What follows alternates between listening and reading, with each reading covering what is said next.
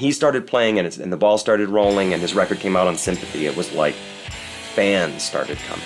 And it was like, pretty soon he would play the Gold Dollar 2 nights in a row and sell it out. And that was like a huge fucking deal. The White Stripes were definitely one of those bands that were opening and opening and opening. But man, you could just tell when they got better and better and better. And they went on the road pretty early on. They're lucky because there's only 2 of them, so they could and they did easily get into a car and tour and tour and tour and spread the word. Little by little, they would be opening up for so-and-so big band or so-and-so so-so stature band, and then, little by little, they worked their way up to being the headliner.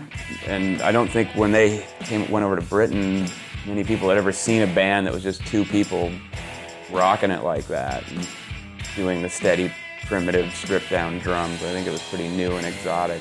They also realized early on that, with John Peel championing them, they would have success in Europe. John Peel is a radio personality in the UK who is the music tastemaker in the UK, and his influence is huge because he's come up with so much great music over the years. That seemed to kind of be like one of the big jumping off points for the White Stripes in England, was that they did a really, really great Peel session. When people heard what great live performances they got, they had to go see them. Before they even got back to the United States again, they just broke huge in Europe.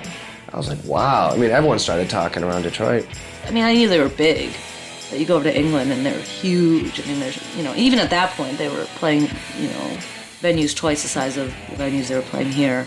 We knew they were talented, but we didn't know they were going to be huge mega rock stars. So as their star began to rise, we all watched and were just in awe. What Jack did was he toured his ass off, he got credibility, he got respect, and he didn't have to answer to anybody when he signed.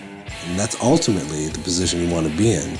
They were at a point where they could tour and bring opening bands with them, which seemed like, wow, they can ask the Von Bondis and the Waxwings to open for them and be able to do it, and everyone would support themselves. We toured with the White Stripes in it was like I would say that it was like the beginning, the huge buildup of mania. It was like White Stripes mania at that point. There was a period where they were starting to be really big, where I was surprised every time, oh my God, they put Jack and Meg on the cover of this magazine. Oh yeah, of course, they're on the cover of every magazine, I forgot. And that was all right, never gonna get bigger than this. This is the top. So then, White Stripes play Letterman and do Saturday Night Live and all, and it's just after a certain point, you're I'm just not gonna say anything, because it's probably gonna get bigger and better. And once they were on TV and they were being interviewed, they mentioned, the Gold Dollar, and they mentioned the Henchmen, and it showed that they weren't just looking forward, they were also looking back to see, where they had come from and appreciating it and bringing it along for the ride, and I think people really appreciated that. And I respect Jack so much for being honest about it, because I saw him throw tantrums. I seen the guy in tears, because people wouldn't listen to his ideas, because someone always had their foot on his neck, and he had all these ideas. So what'd he do? He said, fuck this fakey, let's get along and have a band. Fuck all you people, here's my idea. Come here, Meg, you don't know shit. Do what I tell you. And what happened? He became enormous. And I give him fucking all the credit in the world, because it's all him.